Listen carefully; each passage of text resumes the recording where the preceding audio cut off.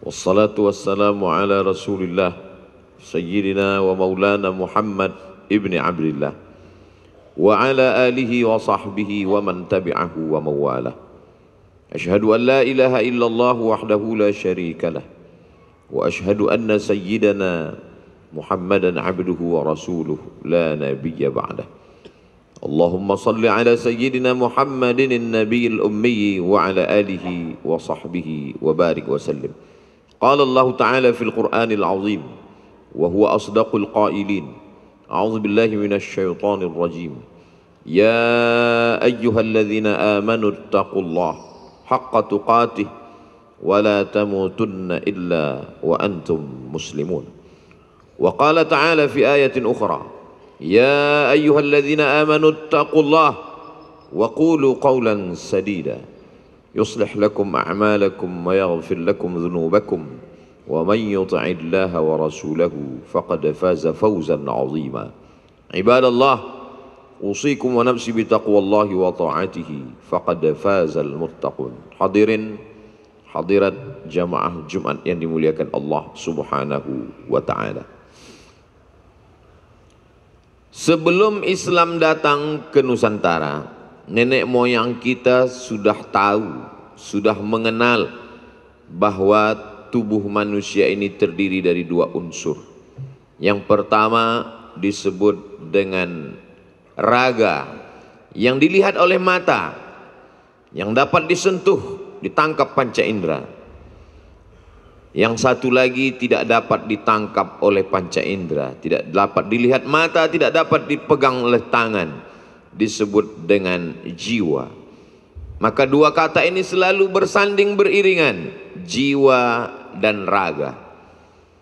Setelah kita merdeka, setiap hari Senin kita, anak-anak kita menyanyikan lagu kebangsaan Indonesia Raya. Di dalam lagu kebangsaan itu juga bersanding dua kata, bangunlah jiwanya, bangunlah badannya. Ada yang zahir, badan, raga, tubuh, fisik, jisim, tapi ada yang tidak terlihat oleh mata. Islam menyebutnya sebagai ruh, disebut sebagai akal, disebut sebagai qalbu, disebut sebagai fuad, disebut sebagai sir, disebut juga sebagai nafs. Ketika ruh itu belum lagi berjumpa dengan kulit, belum ada darah, belum ada daging, dia amat sangat suci, bersih. A'udzubillahi minasyaitonir rajim. Wa idza akhadha rabbuka min bani adama min zuhurihim dzurriyyatahum wa ashhadahum ala anfusihim. Ingatlah ketika Allah mengambil persaksian. Ketika itu semua ruh ditanya oleh Allah, alastu bi rabbikum? Bukankah aku ini Rabb kamu? Bukankah aku ini Tuhan yang menciptakan kamu, menghidupkan dan mematikan kamu, mengatur, memberi rezeki kamu? Semua roh menjawab serentak, qalu bala syahidna, kami bersaksi, engkaulah Tuhan kami. Lalu apa kata Allah? Antaqulu yaumal qiyamati inna kunna an hadza ghafilin. Tapi nanti pada akhirnya kamu akan berkata, kami lupa, kami lalai. Manusia itu lupa, manusia itu lalai. Ketika ruh bersemayam di dalam jasad, maka muncullah keinginan-keinginan. Inna ahadakum yujma'u khalquhu fi batni ummihi arba'ina yawman nutfah. Kamu diciptakan dalam rahim ibumu 40 hari dalam bentuk cairan, nutfah namanya. Thumma yakunu 'alaqatan mithla dhalik. Berubah 40 hari dalam bentuk alaqah, darah yang menempel di dinding rahim kemudian menggumpal. Thumma yakunu mudghatan mithla dhalik. Kemudian membesar, sekepal, segenggam menjadi daging. 40 hari cairan, 40 hari darah, 40 hari daging. Thumma yursalul malaku. Lalu dikirimlah malaikat membawa ruh yang suci bertemu dengan jasad darah daging yang kotor. Pada saatnya darah daging yang bau, yang busuk, yang kotor, yang akan menjadi santapan cacing tanah itu ikut mulia karena kemuliaan ruh. Tapi begitu juga berapa banyak ruh yang mulia ikut menjadi kotor karena jasad yang kotor. terjadi pertarungan, terjadi perjalanan yang begitu panjang. Satu sisi ruh bisa menjadi kotor karena jasad, tapi begitu banyak jasad menjadi mulia. Wa idh qulna lil malaikati, ingatlah ketika kami katakan kepada malaikat, usjudu li Adam, sujudlah kamu kepada Adam. Bukankah Adam itu sama seperti kita? Ada badannya, ada tangannya, ada kakinya, ada darahnya, ada sumsumnya, ada tulangnya.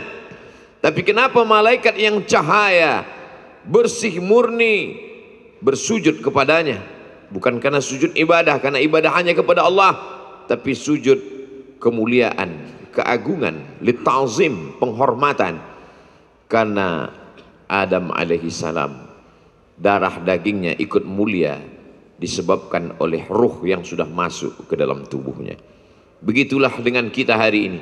Apakah dengan adanya ruh di dalam badan kita lalu jasad kita menjadi mulia? Belum tentu. Begitu banyak manusia yang hari ini berkeliaran padahal bukan musafir, tidak sakit, sehat walafiat. Kenapa jasadnya menjadi hina? Allah katakan mereka ulaika kal an'am, mereka seperti binatang, balhum adal, bahkan lebih hina daripada binatang. Bukankah di dalam jasad, tubuh, badan, raga mereka itu ada ruh sama seperti kita? Ya, tapi ruhnya dikalahkan oleh jasadnya. Sedangkan yang mulia itu adalah jasad yang dibimbing oleh ruh. Untuk itulah manusia ini dilembutkan, dididik, dibuat dia beradab. Salah satu cara Allah membuat jasad ini agar supaya mulia, pendidikan sholat 5-10 menit, subuh, zuhur, asar, maghrib, isya, ditambah dengan sholat-sholat sunat, qabliyah, ba'diyah, duha, tahajud. Ada lagi madrasah yang lebih lama daripada sholat. Tanggal 8 disebut dengan hari tarwiyah, tanggal 9 disebut dengan hari Arafah, tanggal 10 disebut dengan hari Nahar, 11, 12, 13 disebut dengan hari Tasyrik. Tapi pendidikannya tidak lama, 6 hari.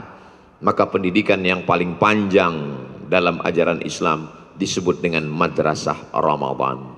Ramadan adalah madrasah yang mendidik, menghancurkan, meluluh lantakkan jasad untuk ikut dengan ruh yang mulia. Malam-malamnya dia mesti terbangun, tasaharu, bersahurlah kamu, fa inna fis sahuri barakah, di dalam sahur ada barakah, di dalam sahur ada kebaikan-kebaikan. Matanya mesti dilawan, kantuknya mesti ditundukkan, dan ketika saat dia mampu melawan itu semua, dia mendapatkan keberkahan. Awal motivasinya hanya ingin supaya bertenaga, supaya bisa makan sahur, supaya siangnya tidak lemah, tidak lesu, tidak letih. Tapi kemudian ada hikmah di balik itu. Tidak hanya sekedar bangun malam, pasti dia sempatkan sholat tahajud, dia sempatkan untuk sholat sunat taubat, dia sempatkan untuk beristighfar. Wabil asharihum yastaghfirun. Pada waktu sahur, waktu yang mulia itu, dia akan beristighfar, meminta ampun kepada Allah subhanahu wa ta'ala. Kalau sudah bangun sahur, rasanya akan sayang kalau hanya sekedar sahur lalu kemudian tidur. Dia akan sholat subuh berjamaah. Selesai sholat subuh berjamaah, pastilah di dalam sholat subuh itu dia akan tahiyatul masjid, qabliyah subuh, sholat subuh. Setelah itu berzikir bersama imam, berdoa. Setelah itu membaca Al-Quran, ada pengajian subuh. Sayang sekali kalau pengajian ditinggalkan, ditunggu sampai matahari terbit. Setelah lewat waktu haram, melaksanakan sholat sunat isyraq 2 rakaat. Di balik itu ruh sedang dimuliakan, dan ruh tidak hanya sedang dimuliakan, tapi juga dia ikut memuliakan jasad. Pada saat itu jasad pun ikut mulia. Pada saat siang harinya, selama ini jasad yang belum dididik menganggap makanan ini segalanya, minuman segalanya. Tapi pada saat Ramadan, ruh kembali menghaluskan jasad. Wahai jasad, makanan yang kau katakan segalanya itu tidak ada apa-apanya. Lapar memperkecil saluran darah. Inna syaitana yajri majrad dam. Setan mengalir dalam aliran darah. Fadayyiqu, maka persempitlah alirannya. Maka pada saat itu manusia lapar. Itulah mengapa Allah mengatakan as-sawmu li wa ana ajzi bihi. Puasa itu untukku. Allah tidak perlu pada puasa kita. Allah tidak berhajat Allah tidak membutuhkan puasa kita. Wa huwal ghaniyul hamid, Allah maha kaya, Allah maha terpuji. Lalu mengapa dikatakan puasa itu untuk Allah? Bait rumah, tapi ketika rumah disandingkan dengan Allah, Baitullah, rumah menjadi mulia. Sayyid, hanya Allah subhanahu wa ta'ala. Allah subhanahu wa ta'ala yang mulia. Ketika sesuatu yang lemah, yang hina bersanding dengan namanya, ikut menjadi mulia. Rasul, utusan. Yang mulia itu yang mengirim. Tapi begitu nama utusan bersanding dengan Allah, Rasulullah, utusan itu ikut menjadi mulia. Yang paling rendah, tidak punya apa-apa, tiada daya, tiada upaya, hartanya tidak punya, yang punya adalah pemiliknya, tuannya, abdun. Tapi begitu nama abdun bersanding dengan Allah, dia menjadi mulia. Abdullah, Rasulullah, Baitullah. Begitu juga dengan puasa. Puasa disandingkan dengan Allah. As-saumuli, puasa itu untukku. Maka puasa, kenapa puasa disandingkan dengan Allah? Karena dalam puasa orang sedang melakukan perbuatan-perbuatan Allah, beradab dengan adab-adab Allah. Allah tidak makan, orang puasa tidak makan. Allah tidak minum, Allah tidak minum, orang puasa tidak minum. Allah tidak melakukan perbuatan yang diingkari. Pada saat berpuasa semua manusia amat sangat takut melakukan perbuatan mungkar. Allah yang maha suci dan agung mulia, pada saat berpuasa manusia merasa paling dekat dengan Allah subhanahu wa ta'ala. Kalau puncak daripada Islam adalah iman, puncak daripada iman adalah ihsan, anta'budallaha ka'annaka tarah, engkau menyembah Allah seakan-akan engkau melihat Allah. Musyahadah, fa illam takun tarah, kalau engkau tidak bisa melihat Allah, fa innahu yarak, dia melihatmu. Muraqabah, kalau belum mampu musyahadah, maka paling tidak muraqabah, merasa selalu diperhatikan Allah. Muraqabatullah, merasa selalu dilihat, dipandang oleh Allah. Itu hanya dapat dirasakan oleh orang-orang yang berpuasa. Begitulah ruh dihaluskan. Ruh tidak hanya dihaluskan, tapi dia menghaluskan jasad. Jasad benar-benar menjadi makmum. Yang menjadi imam adalah ruh. Di saat berpuasa, maka manusia sedang melewati proses pendidikan. Sampai hari ini Hakim Agung pernah bertemu dengan para hakim-hakim yang ada di Amerika dan Eropa, bertanya, wahai para hakim-hakim, apakah kalian punya lembaga pendidikan S1, S2 yang melahirkan alumni memiliki kejujuran? Hakim-hakim menjawab, sampai hari ini kami belum punya sekolah lembaga pendidikan yang dapat menjamin alumni kami punya sifat kejujuran. Tapi ada satu sekolah, madrasah, alumninya adalah alumni yang amat sangat jujur. Madrasah itu bernama Madrasah Ramadan. Alumninya adalah la'allakum tattaqun, orang-orang yang bertakwa. Sifatnya adalah muttaqin. Al-Quran diturunkan untuk orang-orang yang bertakwa. Dzalikal kitab, itulah Al-Quran, la raiba fih, tidak ada keraguan di dalamnya. Bagi siapa? Hudan, menjadi petunjuk, lil muttaqin, bagi orang yang takwa. Mencapai takwa, rasa takut kepada Allah melalui proses madrasah yang amat sangat panjang. 30 hari 30 malam, 29 hari 29 malam, berkisar antara 29 dan 30. Ramadan namanya. Namanya diambil dari kata ramda, panas. Panas karena tenggorokan tidak dilalui dilewati air sehari sepanjang siang. Panas karena memang manusia merasakan panas hati menahan amarah. Panas karena karat-karat yang menempel di besi di dalam tanah hanya dapat ditanggalkan dengan bara api yang panas. Begitu jugalah karat yang menempel di telinga, di mata, di hati dan pikiran kita akan lepas ketika dia masuk dalam panasnya Ramadan. Panaskanlah Ramadan dengan tarawih berjamaah.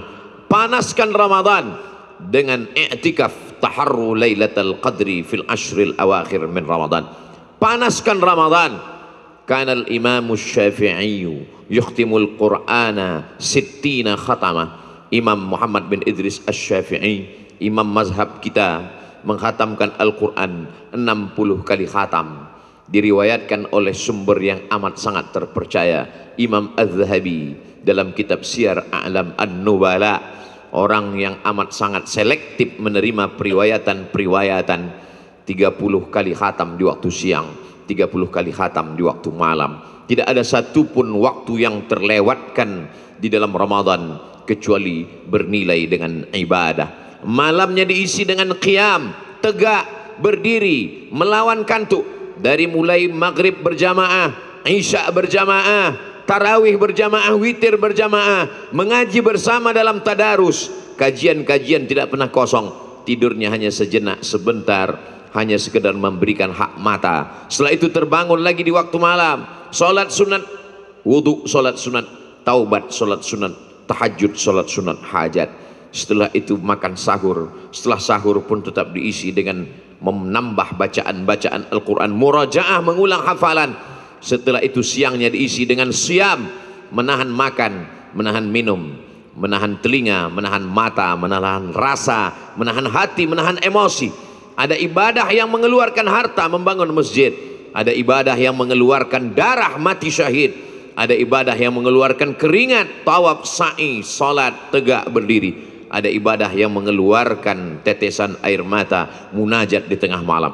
Tapi ada ibadah yang tidak mengeluarkan tenaga, tidak mengeluarkan darah, tidak mengeluarkan keringat, tidak mengeluarkan tetesan air mata. Ibadah itu hanya menahan diam. Ibadah itu bernama puasa. Sudah berapa kali kita puasa? Kalau ada di antara kita umurnya 40 tahun, berarti puasa wajib fardu sejak akil balik 10 tahun. Sudah 30 kali mengikuti madrasah Ramadan.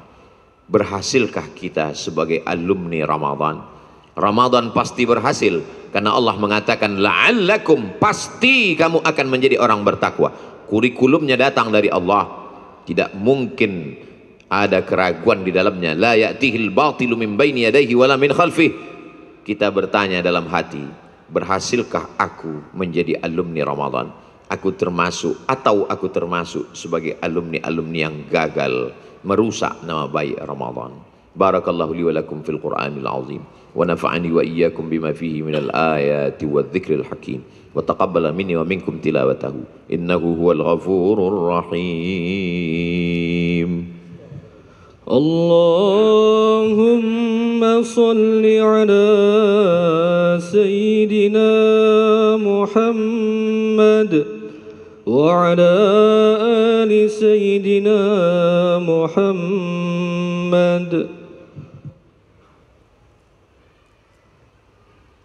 الحمد لله الذي بنعمته تتم الصالحات والصلاة والسلام على سيد السادات وعلى آله وأصحابه أهل الفضائل والكرامات. أشهد أن لا إله إلا الله وحده لا شريك له وأشهد أن سيدنا محمدا عبده ورسوله وصفيه من خلقه وخليله أدى الأمانة وبلغ الرسالة ونصح للأمة وتركنا على المحجة البيضاء ليلها كنهارها لا يزيغ عنها إلا هالك. اللهم صل على سيدنا محمد النبي الأمي وعلى آله وصحبه وبارك وسلم. قال الله تعالى في القرآن العظيم وهو أصدق القائلين: أعوذ بالله من الشيطان الرجيم بسم الله الرحمن الرحيم والعصر إن الإنسان لفي خسر إلا الذين آمنوا وعملوا الصالحات وتواصوا بالحق وتواصوا بالصبر. وقال تعالى في آية أخرى: إن الله وملائكته يصلون على النبي يا أيها الذين آمنوا صلوا عليه وسلموا تسليما. اللهم اغفر للمسلمين والمسلمات والمؤمنين والمؤمنات الأحياء منهم والأموات برحمتك يا أرحم الراحمين. اللهم أعز الإسلام والمسلمين واخذل الكفرة والمشركين ودمر أعداءك أعداء الدين. اللهم انصر إخواننا المجاهدين في فلسطين وفي روهينيا وفي كل مكان من مشارق الأرض إلى مغاربها. اللهم دمر أعداءك أعداء الدين. اللهم شتت شملهم وفرق جمعهم واجعل كيدهم في نحورهم يا رب العالمين.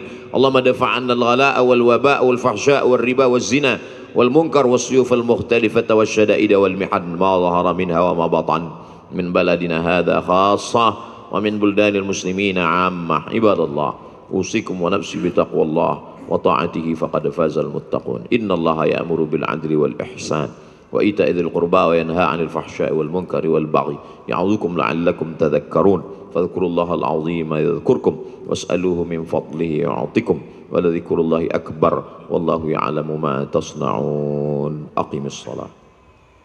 Dalam khutbah Jumat yang penuh akan hikmah, Ustaz Abdul Somad menyampaikan pesan mendalam mengenai kelalaian manusia di akhir zaman.